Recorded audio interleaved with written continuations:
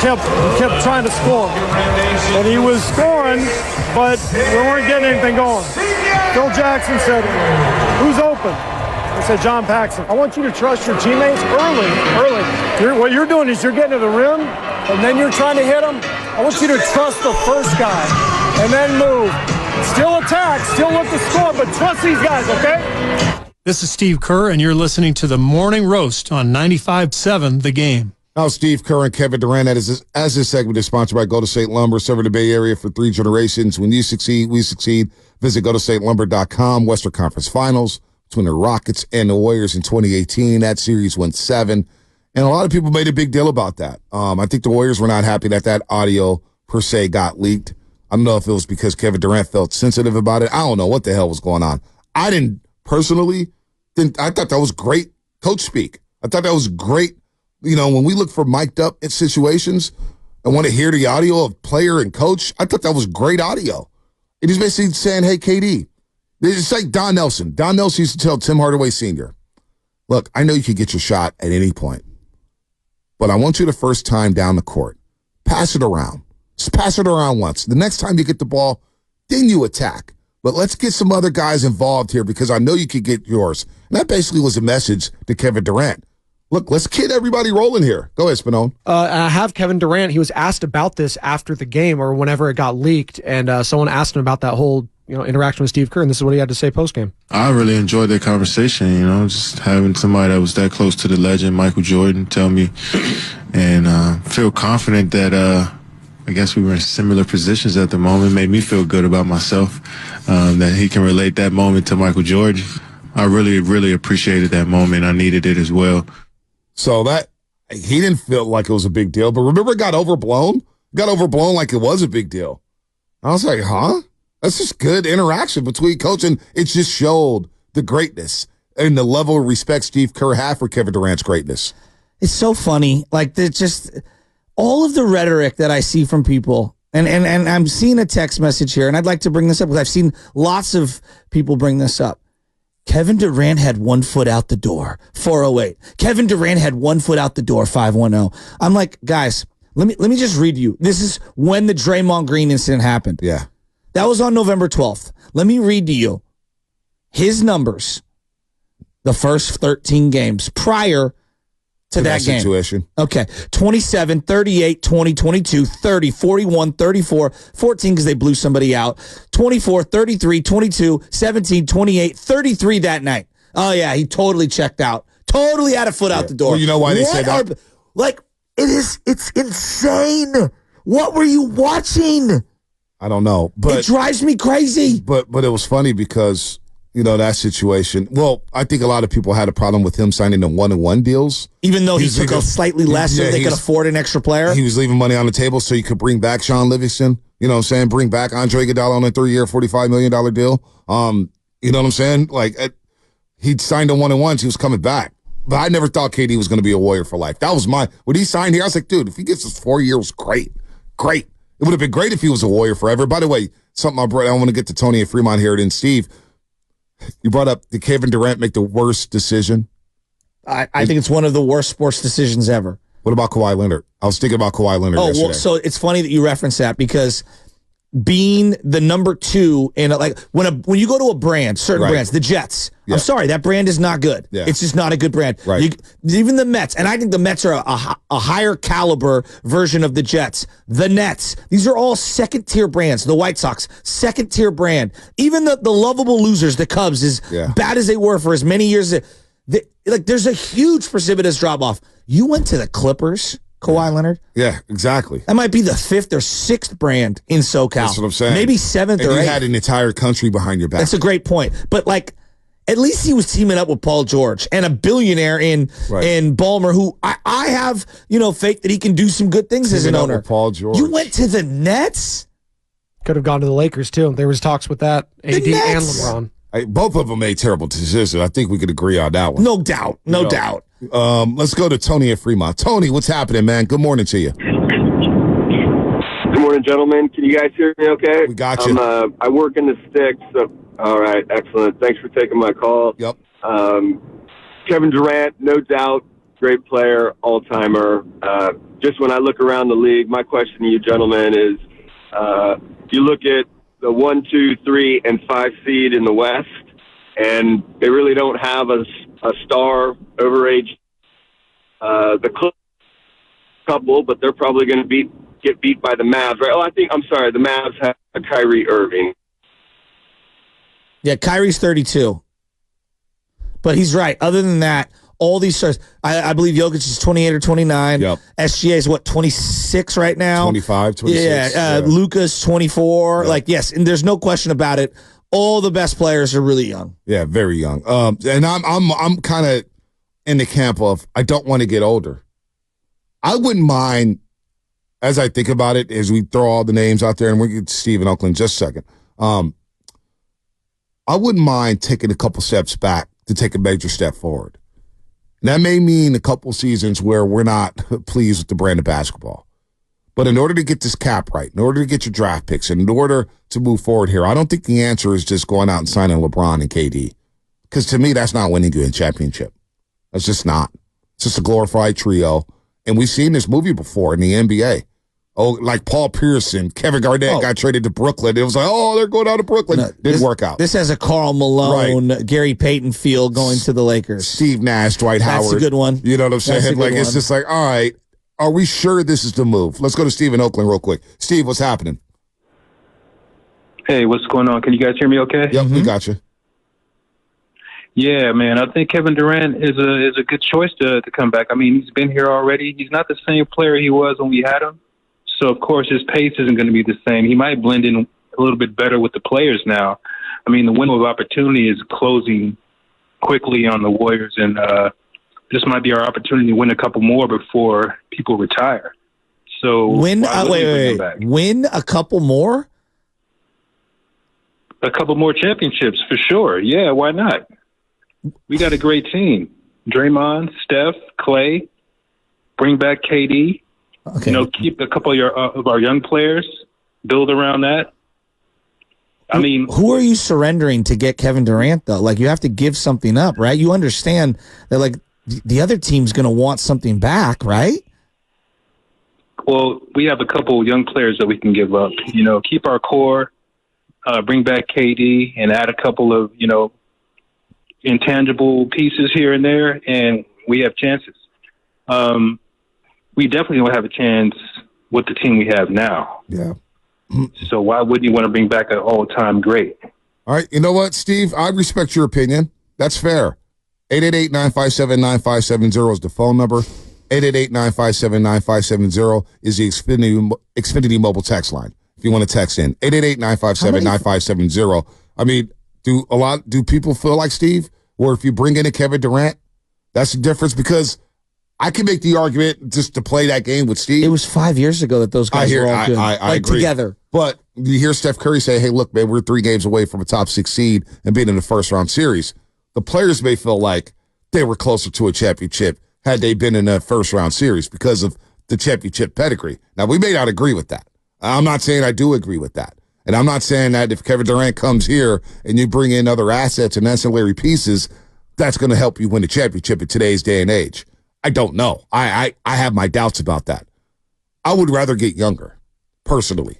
How can you get younger? That's my philosophy. The only way you're getting younger is some miraculous trade with the New Orleans Pelicans to land a Zion or something like that, where you're surrendering a ton of things, or through the draft. Yep.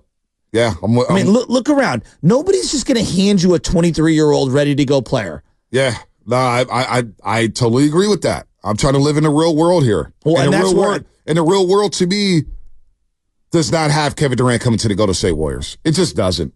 Hey, I'm sorry. I'm listening to James Jones yesterday. It sounds like they're going to keep Kevin Durant. Why would? And then do we really think Kevin Durant wants to play with Draymond Green? Could be realistic here. I don't know. I don't think so. I don't know. Well, they did have to sit down in 2021. That just means nothing to me. Yeah.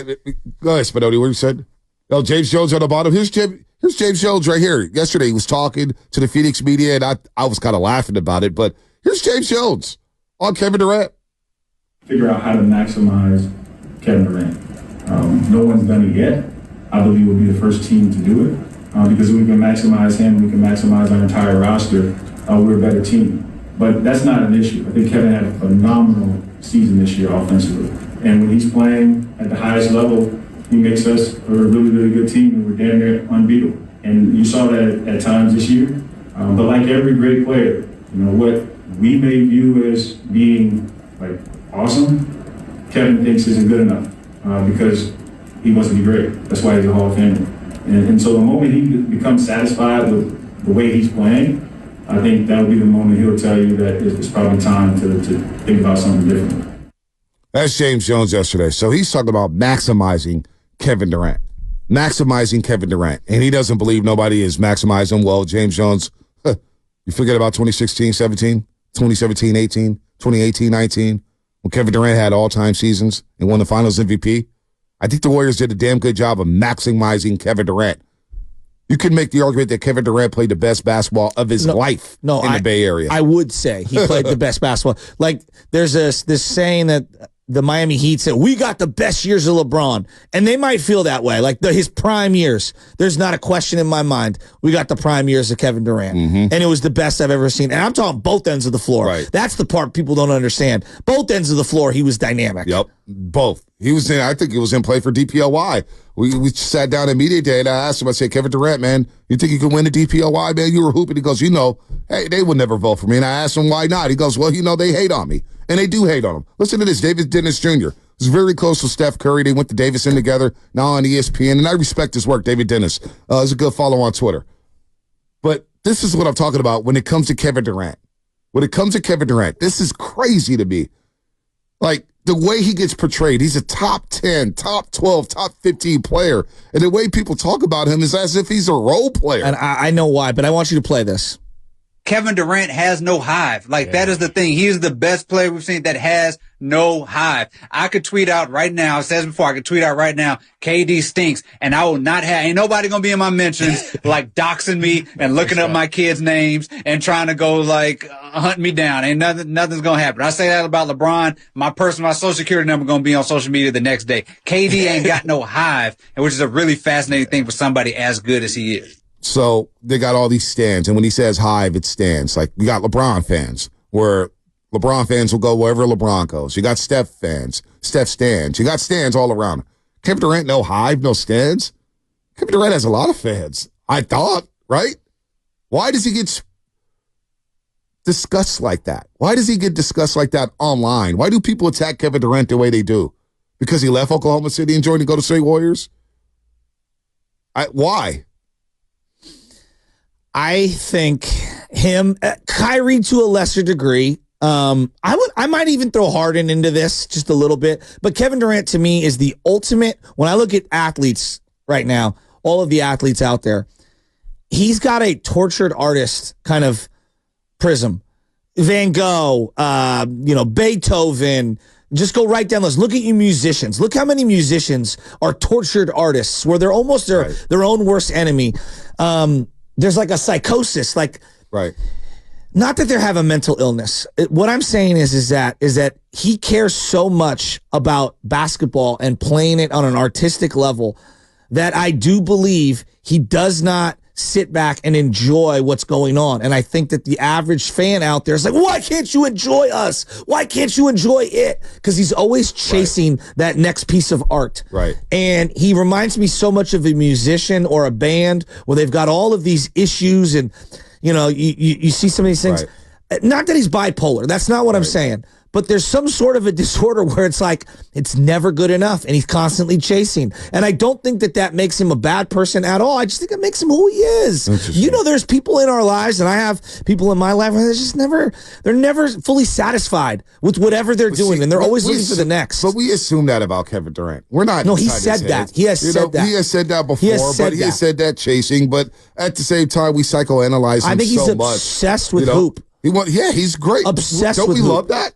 Don't we love that? No, but I think what ends up happening, and it's unfair. No, we do love that. But if you don't smile, If you don't smile, why can't you be like David Ortiz or Steph Curry? Did Jordan smile a lot? Jordan is in his own category of athlete. You know what I'm saying? I don't think we even really respected Kobe till he tore his Achilles like that. I don't think we respected Kobe until he passed away. That's a good point. You know what I'm saying? People said this about Muhammad Ali. We didn't really wrap our arms as a country around Muhammad Ali until he couldn't really speak anymore. So I want to revisit. I don't think this is exclusive to Kevin Durant. Reggie Jackson had this stigma around him for a long time. For a long time. Kareem Abdul-Jabbar. Does Kareem Abdul-Jabbar get the appropriate just due? No. Because, how about Barry Bonds? Because you look at the way Winning Time was portrayed and the way people discussed Kareem Abdul-Jabbar. Like, he was standoffish for a very long time. He didn't want the limelight.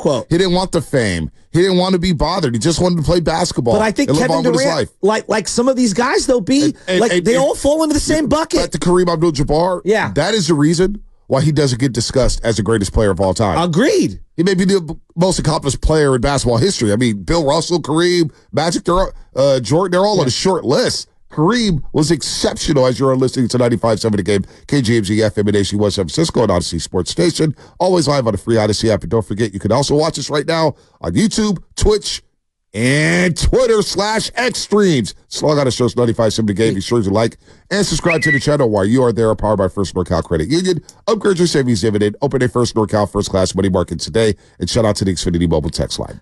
Look around sports the last 40, 50 years, right? Kareem's just a great example. Reggie Jackson. I think Randy Johnson suffered from this for a long time in his career, where people were like, what is Randy Johnson's deal? Why can't he smile? Why isn't he beloved? And then I look at someone like David Ortiz. And David Ortiz, a Hall of Fame player, don't get me wrong. But when I list the greatest players of all time, I don't have him in that upper echelon of all-time greats. He's in like that mid to lower tier of all time. That sounds absurd. But you get where I'm going with this, right? Like, it's because he smiled. He almost has elevated his own status because he's leaned into the character.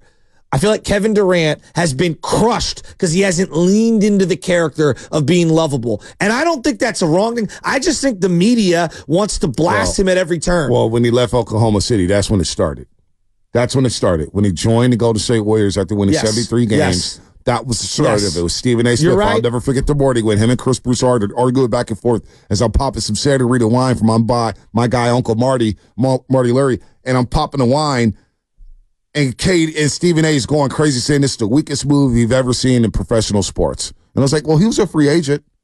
Now, how many times the Niners signed big-time players? I know. Was it the weak move for Deion to go from the Niners to the Cowboys or from the Falcons to the Niners? You know what I'm saying? Within the division? We never talk about Deion like that. No, think about that. Never. He was with the Falcons in the division with the 49ers as they were in their heyday. And I get they didn't win 73 games. They didn't win a championship before. They lost in the NFC Championship game. But we never talk about that. Like, Kevin Durant was the first time I ever heard somebody say, wow, like LeBron James joined forces with Dwayne Wade and Chris Bosh, and they were organizing this move for 2 seasons. Well, see, how many teams did Shaq try to ring chase with at the end? I know. Yeah. But you know why Shaq smiled? I know this sounds absurd, but I'm telling you, there's this thing. If you act quirky, it could quickly turn into surly, and we'll, like, I'm talking about the nation, will turn on you. And I don't think it's fair. And let me say this, Kyle Kelly, we didn't say KD didn't have no hive. I don't get caught up into that hive in stands. That was David Dennis Jr. from ESPN but I don't think he who said that he doesn't have stands. I'm a big KD fan. I love watching KD play. So don't put that on us. Don't put words in our mouth. Like when I look at like who are the beloved athletes, right? The beloved ones. Think about it. They all have that smile. Like Steph Curry has this quality about him. Ken Griffey Jr. has that quality about him. Like there are certain guys that can pull it off. And I bring David Ortiz into this. Like they just, the way that they act, the aura elevates them, right? KD, his aura unfairly has lowered him, and it's ridiculous. Outside the Bay Area, people love Steph. No doubt about it. He's a global icon. But there are some people outside the Bay Area who say, man, look at him hot dogging. Yeah. Look at him big head bouncing. He's dancing. He's showboating. He's doing all this. He's showing people up. There are people who kind of scoff at that when it comes to Steph Curry. I think you're right. I don't. I think it's great entertainment. But I also believe that, like, I hear your point, though. In this modern day, there's haters everywhere. For everyone. Yeah, everyone.